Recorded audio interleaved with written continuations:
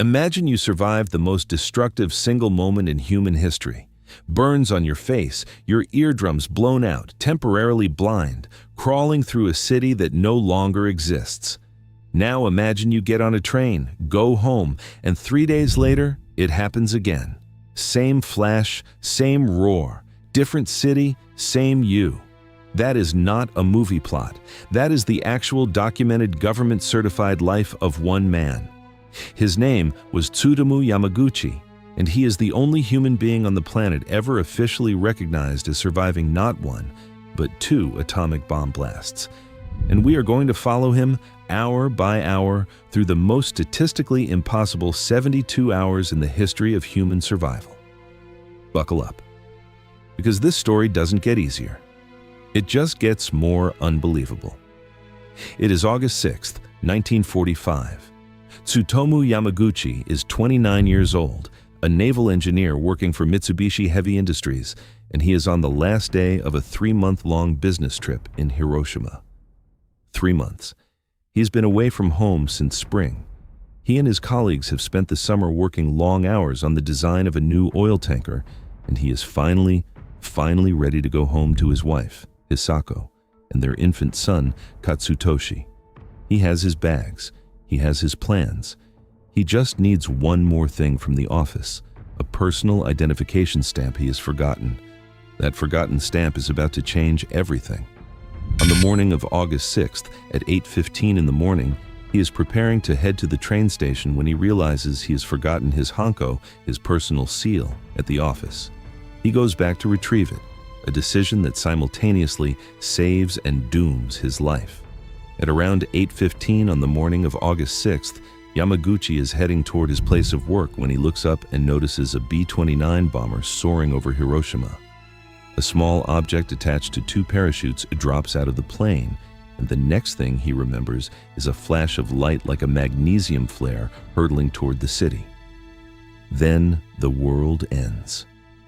The first atomic bomb, named Little Boy, is dropped on Hiroshima from the Enola Gay at 8:15 in the morning on August 6, 1945. Upon detonation, it produces a fireball that raises temperatures to 7,000 degrees Celsius. The blast generates shock waves exceeding the speed of sound. These shock waves, coupled with the radiation released, kill thousands and transform Hiroshima, a city of wooden and paper buildings, into a fierce inferno. Yamaguchi is approximately 3 kilometers from the epicenter. That is close enough to die. Most people that close do.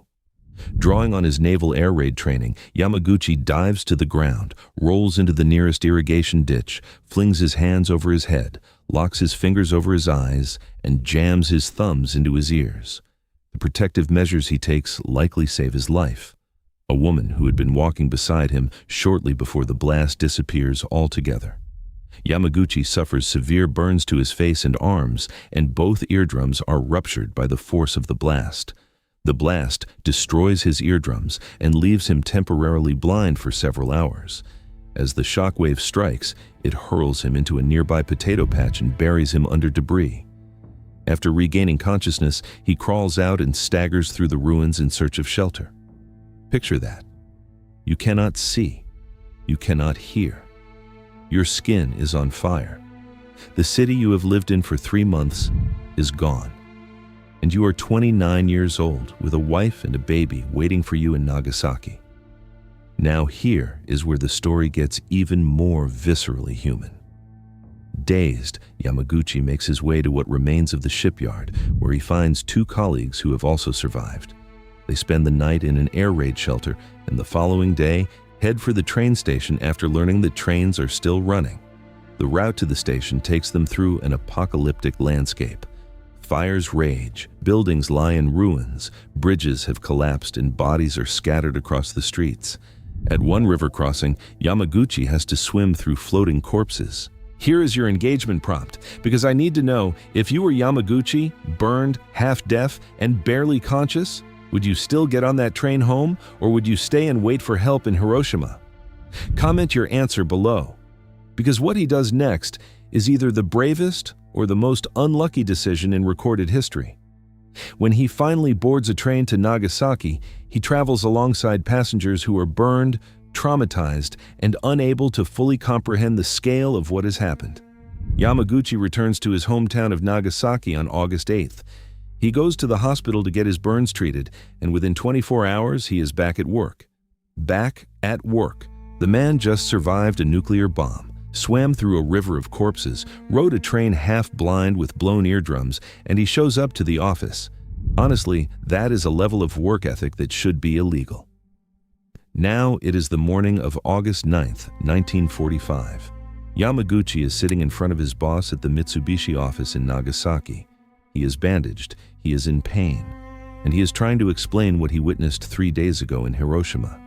While in the middle of explaining to a disbelieving boss what he had witnessed in Hiroshima, the engineer is thrown back again by yet another explosion. His boss does not believe him. Of course he doesn't. Who would? 1 bomb? Sure. 2? That's insane. Nobody drops 2 atomic bombs. And then, mid-sentence, the room turns white. The second bomb, named Fat Man, is dropped on Nagasaki at 11:02 in the morning on August 9th.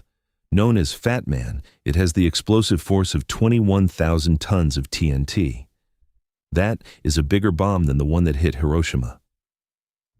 On August 9th, despite his injuries, Yamaguchi is reported to work the very day the second atomic bomb, Fat Man, is dropped on Nagasaki. As he is explaining the Hiroshima bombing to his boss, an all-too-familiar bright light fills the room, followed by a colossal explosion. Once more, Yamaguchi finds himself within the deadly radius, this time of his hometown's atomic bomb. He later says, and this line should be written on a wall somewhere, "I thought the mushroom cloud had followed me from Hiroshima." Think about that sentence for a moment. The mushroom cloud followed him. Not metaphorically, not as a figure of speech. The man genuinely had to wonder if the universe had a personal grudge. Again, Yamaguchi survives, but at a cost. He is severely injured, his home is destroyed, and his family suffers radiation sickness. Yamaguchi, who is again around 3 kilometers from ground zero, survives along with his wife and 5-month-old son. The city he grew up in, the city he was racing home to, is now rubble. It is estimated that between 40,000 and 75,000 people die immediately following the atomic explosion in Nagasaki, while another 60,000 people suffer severe injuries. And Yamaguchi is standing in the middle of it, again, for the second time in 72 hours. Now, the story does not end there, and this is the part that genuinely matters, because surviving is one thing. What you do after surviving is another. Yamaguchi deals with the horrific memories of Hiroshima and Nagasaki by writing poetry. But he avoids discussing his experiences publicly until the 2000s, when he releases a memoir and becomes part of the anti-atomic weapons movement. Throughout his life, he suffers from deafness in one ear, cataracts, chronic pain from his burns, and recurring illnesses, including leukemia.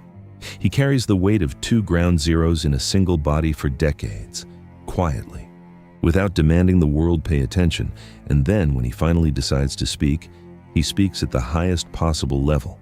At the age of 90, he gets his first ever passport and flies to New York to address the United Nations. 90 years old, first passport. That timing alone tells you everything about this man's character. He did not want fame. He wanted the world to understand what he had seen, twice, so that no one else ever would. There has only ever been one person recognized as a Niju Hibakusha, a twice-bombed person. Tsutomu Yamaguchi was less than 2 miles from the blast zones of both the Hiroshima and Nagasaki bombings and miraculously survived both.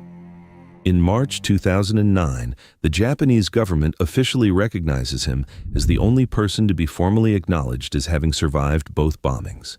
Yamaguchi dies of stomach cancer on January 4, 2010, at the age of 93.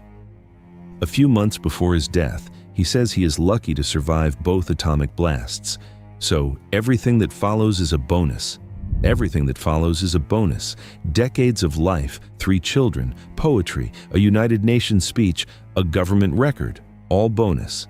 The man redefined the word gratitude by surviving the thing that should have made gratitude impossible. Here is what Tsutomu Yamaguchi's story really is, underneath all the staggering facts. It is a reminder that history is not just dates and decisions made in rooms far from the blast. It is a 29-year-old engineer who forgot a stamp. It is a man swimming through a river of bodies to catch a train home. It is a sentence mid-meeting cut off by the second nuclear explosion in human history. History is lived in the body, 1 hour at a time, by people who did not choose to be there. Yamaguchi did not choose any of it. He chose what came after, the poetry, the memoir, the speech, the record. He chose to make sure the world could never say it did not know what these weapons feel like from the inside. If this story hit you the way it should, share it. History this human deserves to be heard. Drop a like, subscribe if you are new here, and leave a comment, because I genuinely want to know which part of this story you found most impossible to believe. For me, it is that he showed up to work. Every time.